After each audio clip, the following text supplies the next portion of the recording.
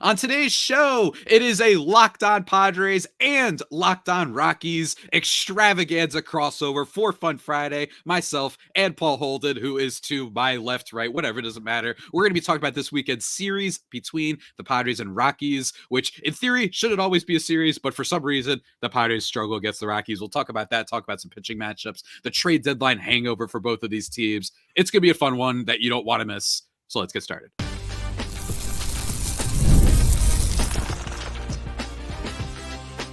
You are Locked On Padres, your daily San Diego Padres podcast. Part of the Locked On Podcast Network, your team every day. Greetings, ladies and gentlemen, and welcome to another edition of Locked On Padres and Locked On Rockies podcast, part of the Locked On Podcast Network, your team every day for Friday, August 2nd. As always, I am one of your hosts, with sometimes occasionally, but certainly not always the most, Javier Reyes. You can check out my other baseball-related work over at Just Baseball and my other podcast, Baseball versus the World, for fun, evergreen topics. But I'm not the only host today. Oh, no. Of course not, folks. I only want to have crossovers with the coolest people. That's how we work over at Locked On. Mm-hmm. And thankfully at Locked On, we have only the coolest people, even if their teams are not always very cool. I'm being joined by the host of Locked On Rockies, Mr. Paul Holden, at Paul Holden33 on Twitter. Sir, how are you doing on this fine Friday? I'm doing well, but you brought up the trade deadline. That hasn't happened yet, right? That's still gonna exist. The Rockies are gonna do something, right? I do believe that the good folks at Colorado, substances, maybe they've just forgot. You know what I mean? Maybe they forgot. Maybe there's a lot of big movies out. It's totally possible. That movie Trap with M. Night Shyamalan.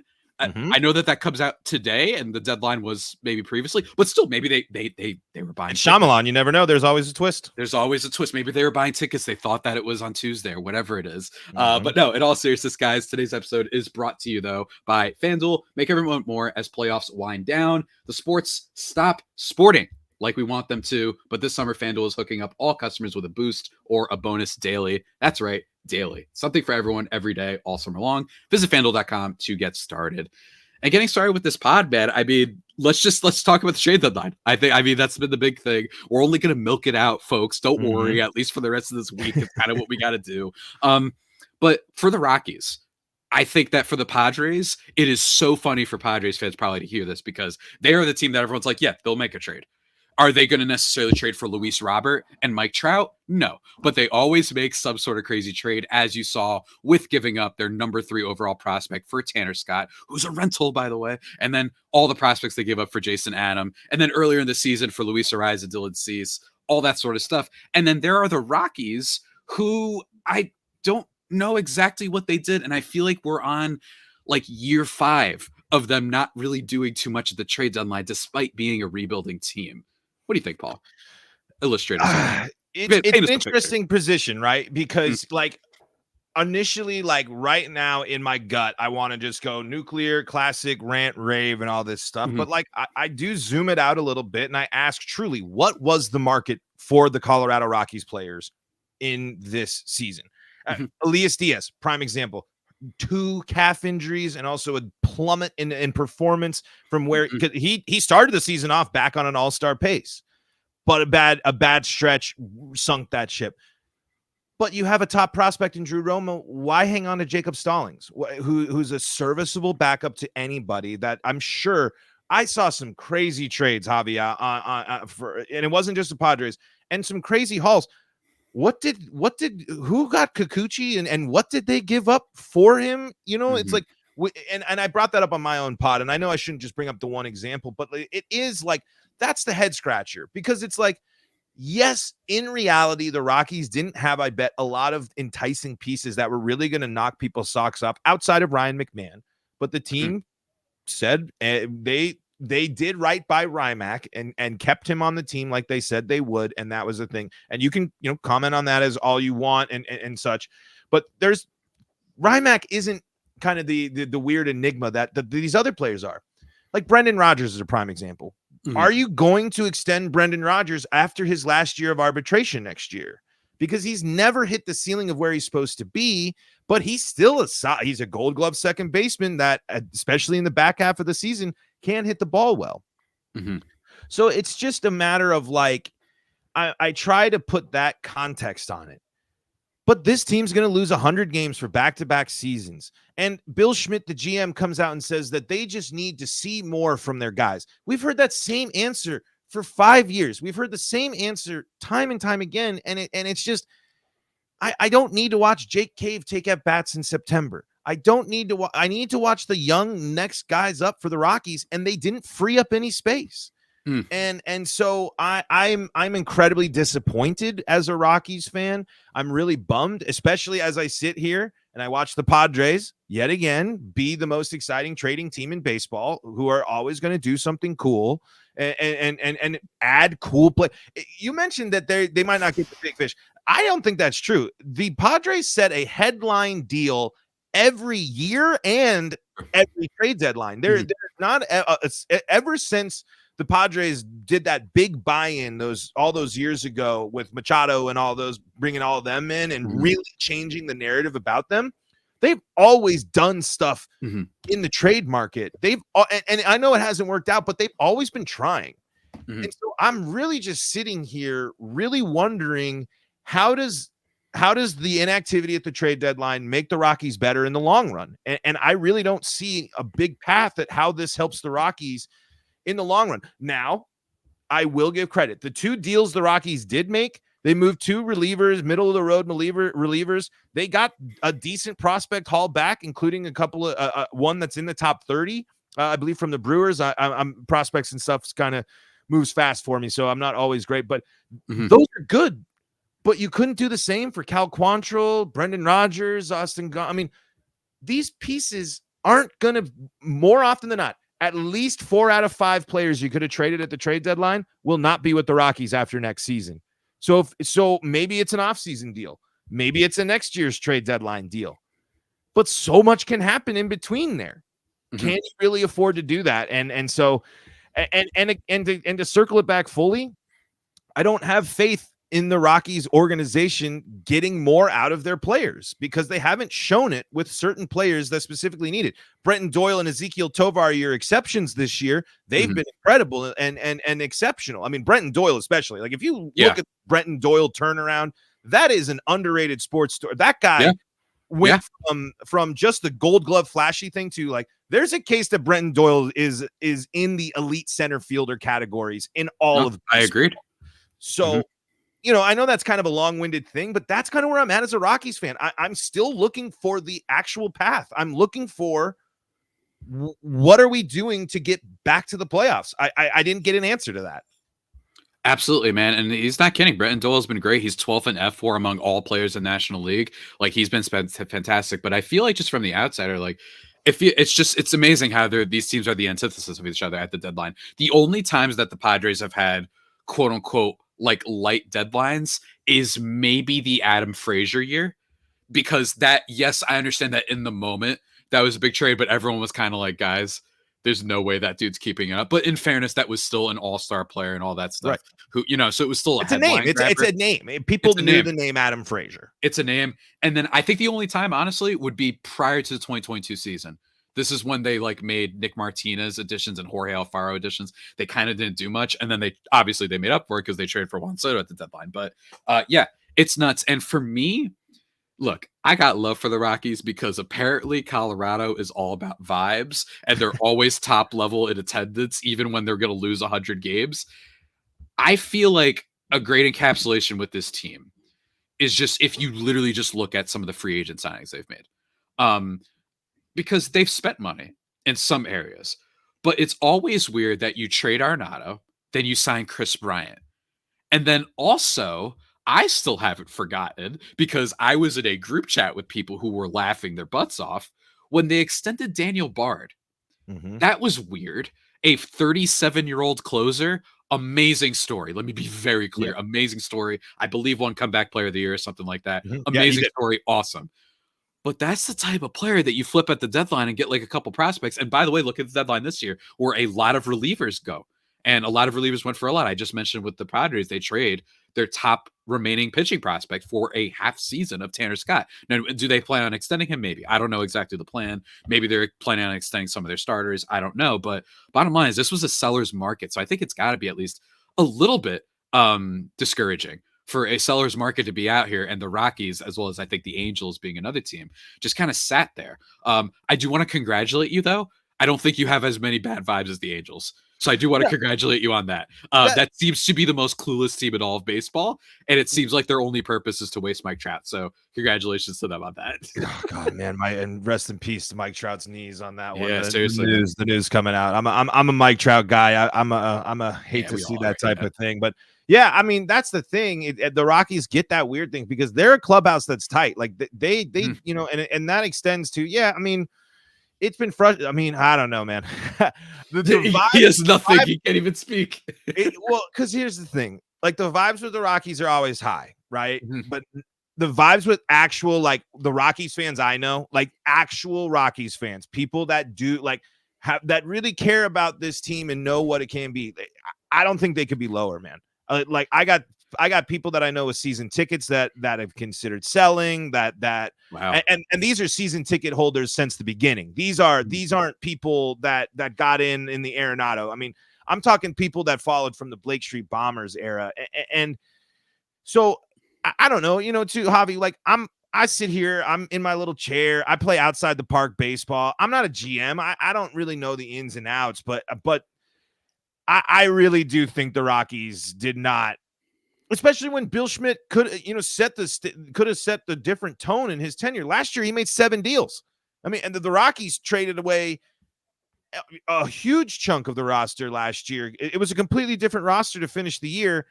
And now, you know, I'm looking at this. Here's the roster for the lineup for the final game against the Angels. That's going on right now as we're recording. Blackmon, Tovar, Doyle, McMahon, Rogers, Tolia, Cave, Stallings, Hilliard. I can count 4 names on there that might not be on the Rockies after next season.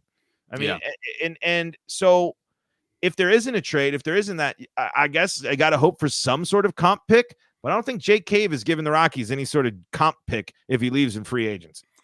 No, he is not. But Paul, let me tell you about a place that is going to give you something for when you spend your time with them. And that is the good folks over at FanDuel, folks. Here's the thing. I love sports. I love them so much. I want them every day, but sometimes they're not available every day. I know you've got, the Team USA. You can root for them, and you've still got baseball. But all in all, there's no basketball, no NHL, no WNBA, no NFL, no NCAA, all that stuff, unless you play the game. But regardless, FanDuel has you covered, guys, because FanDuel lets me keep the sports going whenever I want. All I have to do is open up the app and dream up some bets when I'm in the mood. And this summer, FanDuel is hooking up all customers with a bonus boost daily. A boost or a bonus, whatever terminology you prefer. Every day, there's something for everyone all summer long. So head over to FanDuel.com and start making the most out of your summer. FanDuel, official sports betting partner of Major League Baseball. Oh, but that's not all, folks. I also got to talk to you about not exactly betting, but betting on yourself in the terms of just betting that you will take care of yourself. I mean, gosh, because these things are difficult. And that is the skilled trades, folks. It's not as easy as, oh, yeah, look at you. You know how to order a little, sandwich from DoorDash or whatever. Nah, this ain't that, man. You can't just order anything. SupplyHouse, though, they have you covered when it comes to your plumbing, HVAC, electrical products, all sorts of stuff in that regard. Their easy-to-use website is packed with helpful resources and the latest product info to help you get the job done right. Shop a complete inventory of over 200,000 parts from over 400 top brands and get your order delivered right to your door with fast shipping from coast to coast. And if you need help with an order, don't worry. You can get some expert support and industry-leading service from the friendliest folks in the business. Real people, by the way. No robot nonsense. Don't worry. And pros in the skilled trades can get a competitive edge by joining SupplyHouse.com's free Trademaster program. Every Trademaster gets access to a dedicated phone line, free shipping, and discounts on every order. Join the thousands of trade pros who have already been benefiting from their membership at SupplyHouse.com/GM and order plumbing, HVAC, and electrical supplies. Electrical supplies. Surprise with your electric. Yeah. I mean, that might be a little bit too much for some people. Electrical supplies from anywhere with just a few clicks at SupplyHouse.com. Real people, real service with Supply House. We love you. And just like that, everybody, we are back here on Locked On Padres, Locked On Rockies, crossover extravaganza for Friday. Hey, man, I feel you on that. I feel on all that. The Rockies have just been very weird. But let me tell you something. They're really good against us. For whatever reason, we've been talking about this for years now. The only year since at least I've been hosting this podcast is 2020. That seems to be the last year in which the Padres like really they played against the Rockies the way that they should play against the Rockies, a good team with World Series aspirations against a team that is still rebuilding. And instead, basically every year, with the exception of 2020, they've been pretty poor. I do find it ironic that the year that the Padres were like the least clutch team in the history of baseball, they were good against the Rockies, and that's last year. But this year they are 2-5 against them. So this is still a matchup, unfortunately. This is absolutely still a thing to look out for. And it stinks because all of a sudden, all the momentum, man, Padre land, we're feeling ourselves. You just came off of a really great, I think they won like 8 out of 9 games. And then they went in and they not only, here's what they did. Here's what they did. You know the movie The Karate Kid? Mm-hmm. That's kind of what the Padres did to the Dodgers, right? And Daniel LaRusso, of course, a little bit of a Dodgers fan, so it matches up. They just followed him out back, and they just kicked the crap out of him. You know what I mean? We'll ignore what happens after that in that movie to fit this analogy. But in terms of that, that's kind of what the Padres have done. But it worries me because I've actually got like a couple messages that are like, hey, man, upcoming schedule looks good. The Padres play the Rockies, then they play the Pirates, then they play the Marlins, then the Pirates, then the Rockies again. And my thing is, but that stupid CR in purple, that dinger dinosaur, that little smug mofo, you know what I mean? And unlike past Rockies teams, at least it does feel like that there are genuinely good players. And I'm not saying players who are only good against the Padres. CJ Cron, I don't believe, is in the vicinity, thank God. But they have Brenton Doyle, they have Ezequiel Tovar. Ryan McMahon is elevated to at least being above average offensive player. Jacob Stallings is actually hitting the ball pretty decent this year, 111 WRC plus in 58 games. Your boy, Nolan Jones, seems to have not worked, and Chris Bryant seems to have not worked. So as much as they've gotten some breakouts from some players, it seems that they have not in other areas. But who are some players that you think that the Padres should look out for, whether it be pitching or position players? Well, the pitching will be interesting. I don't know in this series because he just pitched. Will we see Kyle Freeland in this series at the end of it? Maybe. He just pitched last night, so I don't think so. But what version of Cal Quantrill are you going to get? Are you going to get the version of Cal Quantrill that's been elite and great at certain points in this year? Are you going to get the last like month and change of Cal Quantrill, which might be a reason why Cal Quantrill is still on the Rockies this year and after the trade deadline and not there. Because the back half of the rotation is not great for the Rockies. The bullpen for the Rockies don't have a closer. Really, they haven't established anybody. Justin Lawrence, unfortunately, a Rocky I was very excited for this year, has underperformed, and that's putting it lightly. Tyler Kinley hasn't been great either. And you mentioned Daniel Bard was supposed to finish off that contract this year, but season-ending and probably career-ending injury before the season even started. I cannot believe they extended him there. Like, so, and he was so hurt. Many teams wanted him at the deadline, and they were like, "No, we like our 37-year-old closer." Yeah, and there's I really think that explains the Rockies situation very well. I really do. It does. But I'll tell you what you'll probably see, and something that might surprise you here, a name that will probably pop up here and there because he's an interesting case. Because he's got a lot of Schwarber in him in the fact that like he doesn't do much on offense, but then he'll hit home runs. His name's Michael Toglia. He's the Rockies' new everyday first baseman, as Chris Bryant apparently will go back into the outfield after tweaking his back. Who really knows what they'll do with Chris Bryant? He's not in the lineup tonight, so I mean he might DH.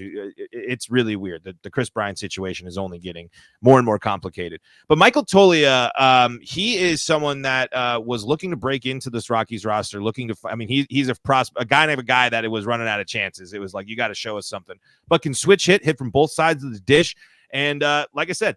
He might not have a great batting average, but his OPS is pretty solid, and he's a guy that hits bombs. I mean, he is a Rockies leader in hitting home runs. I believe he's had 10 home runs since July 5th, going through this month as the Rockies hit 41 home runs in the month of July. 11 of those were hit by Brenton Doyle, by the way, in case you were curious about that.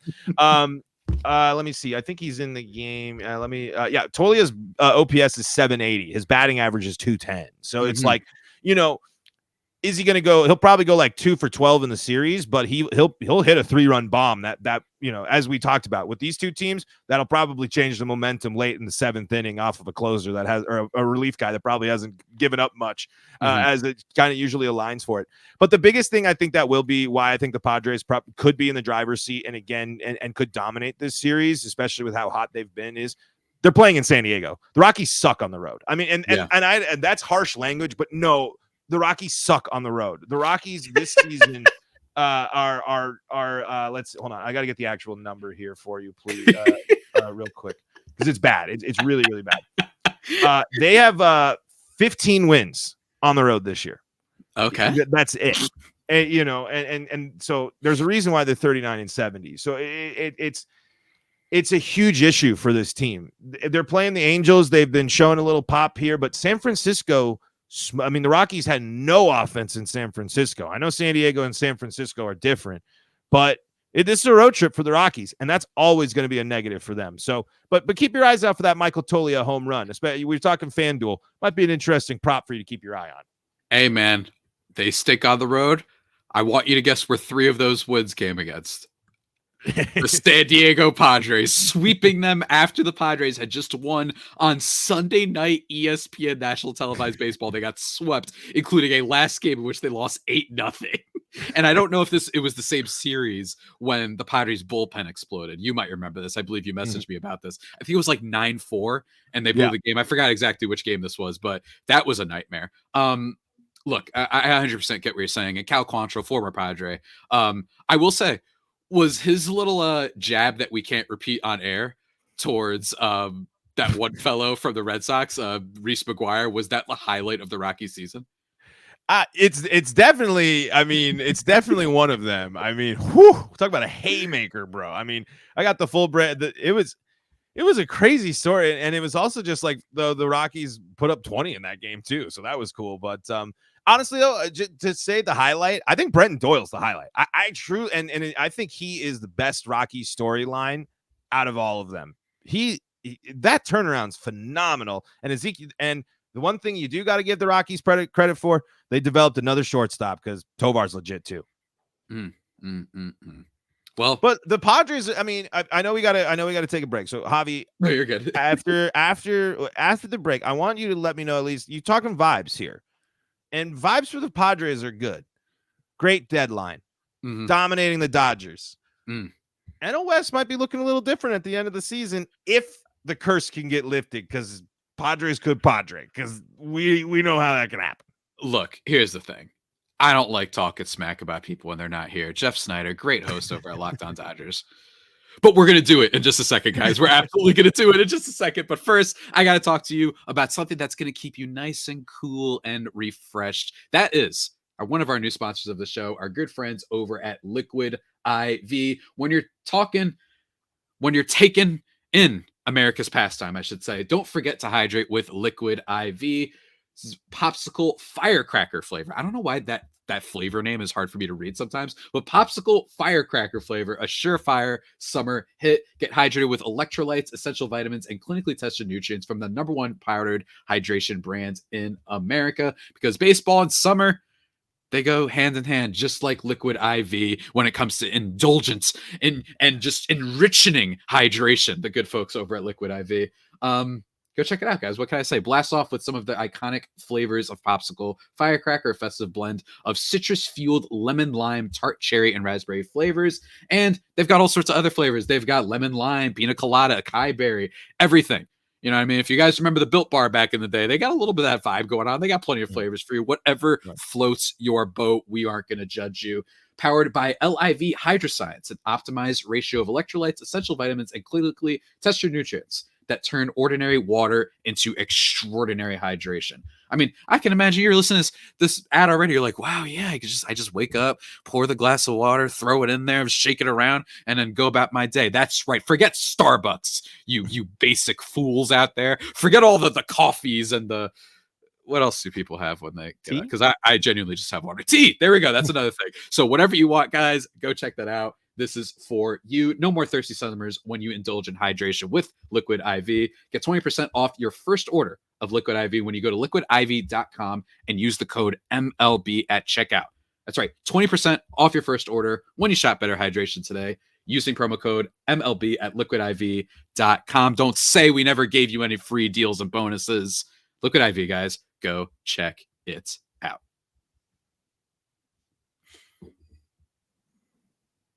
And just like that, everybody, we are thriving and vibing into the last segment of this show, and we got to talk about the NL West and a little bit of pitching matchups, man. Talked about this on my show yesterday. I'm curious to see what you hear from afar, but here's my thing.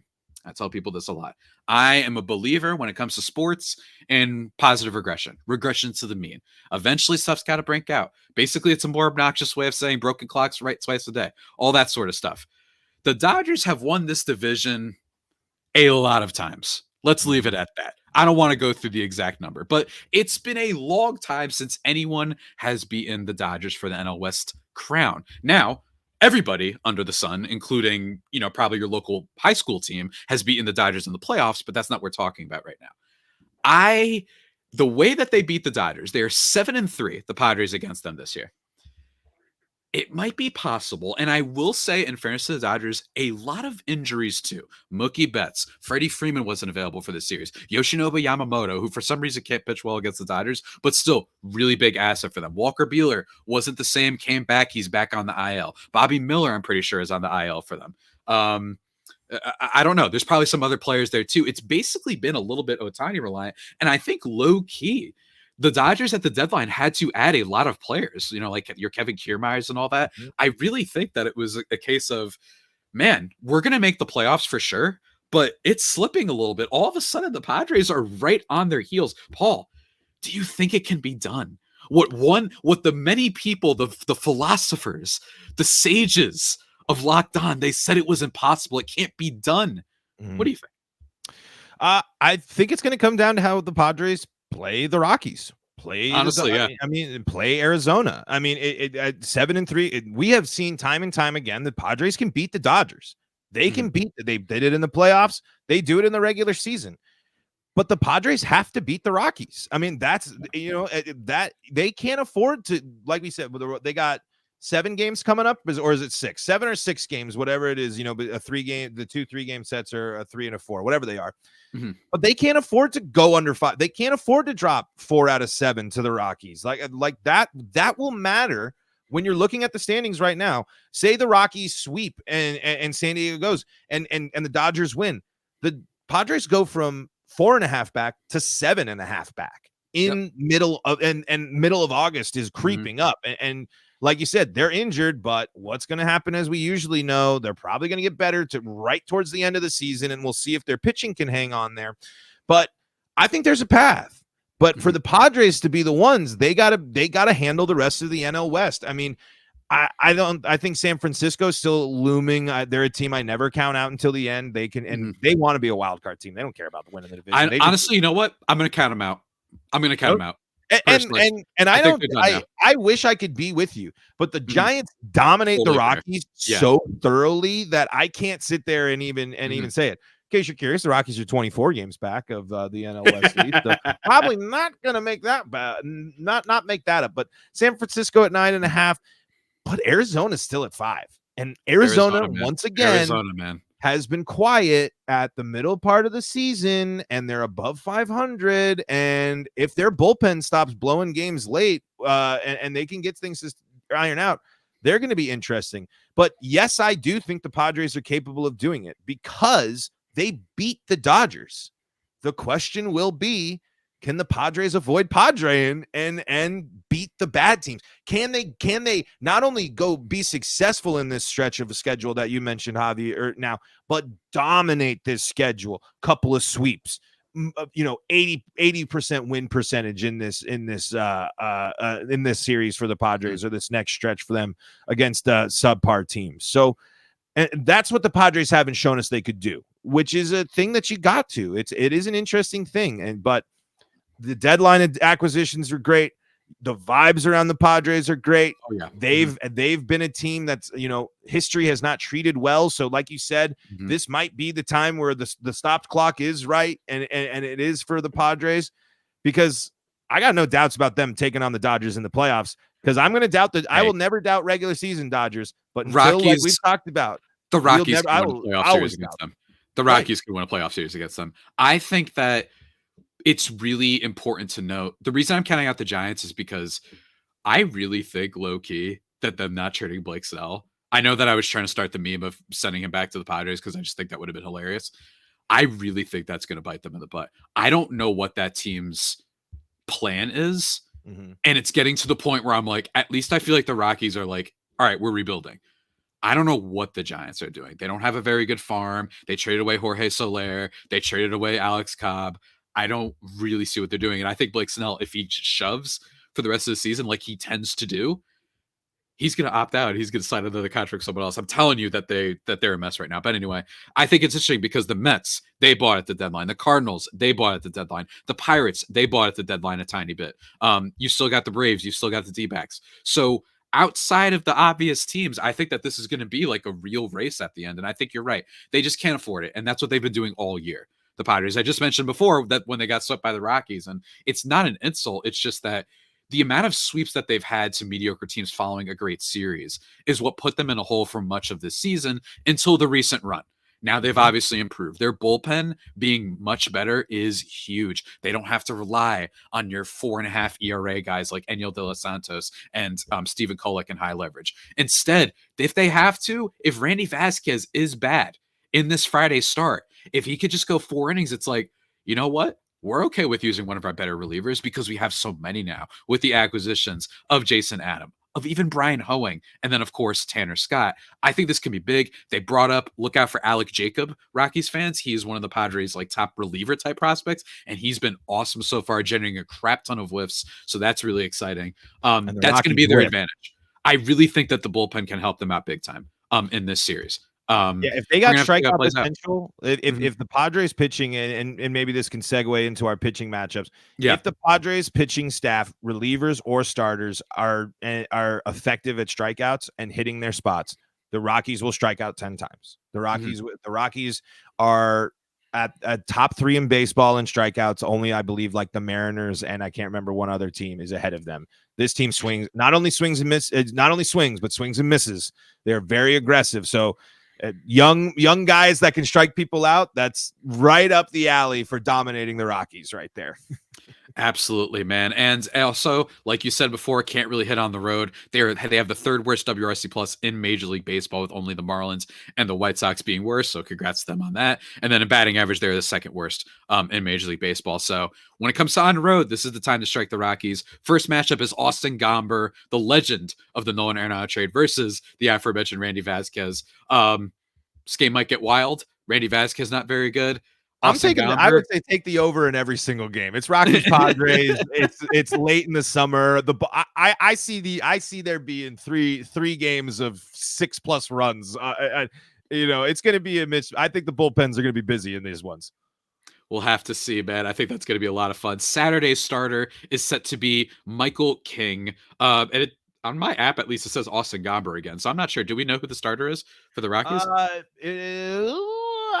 That's a good question, because Herman Marquez was back, but unfortunately back on the IL there. So might be a call up. There could be there could be someone maybe coming up there, but the rotation's in a little weirdness right now.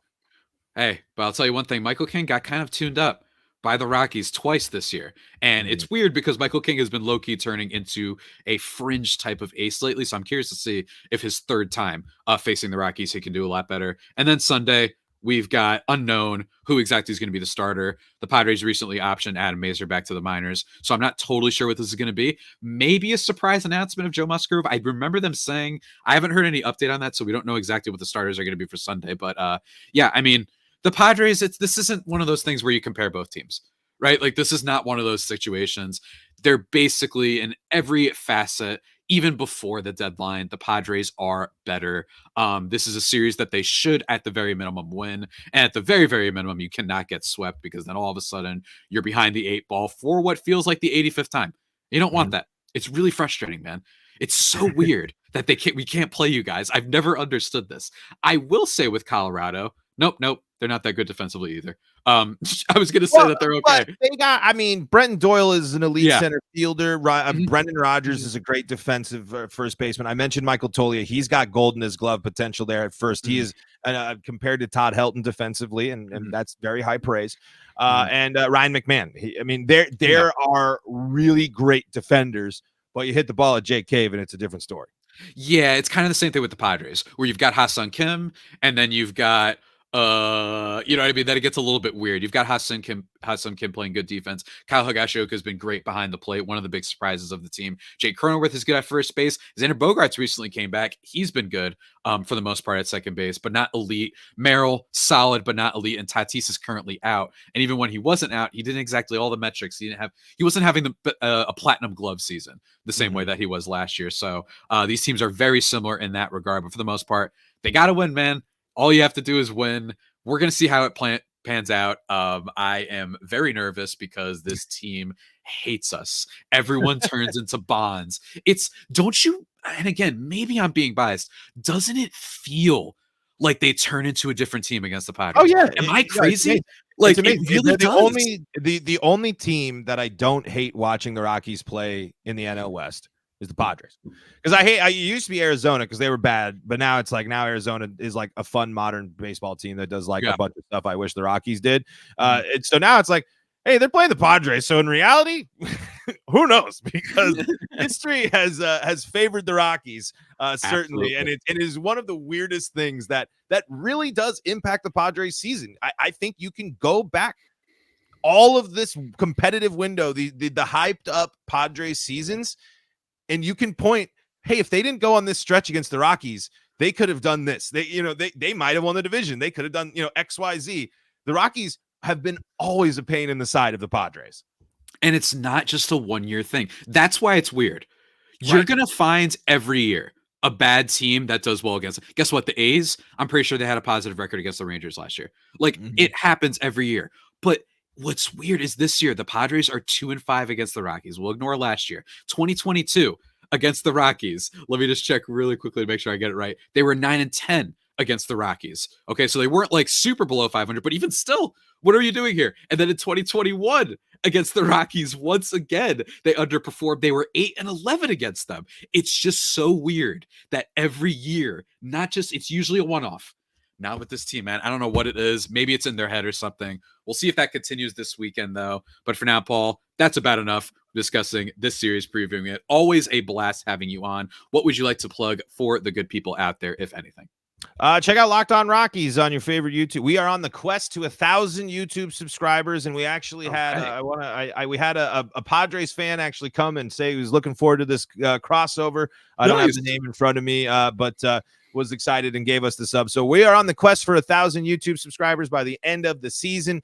So if you want to keep tabs on your NOS little brother, go subscribe to Locked On Rockies and check us out there. You can find me on Twitter at Paul Holden 33 as well, but I really don't do much on there other than baseball, Mario version, and Rockies baseball talk. So you can find me there as well.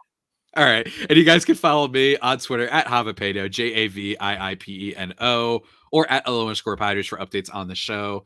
Until the next time, stay faithful, my Fire Faithful homies, and stay cool, my Colorado Rocky brethren. Until next time, take care.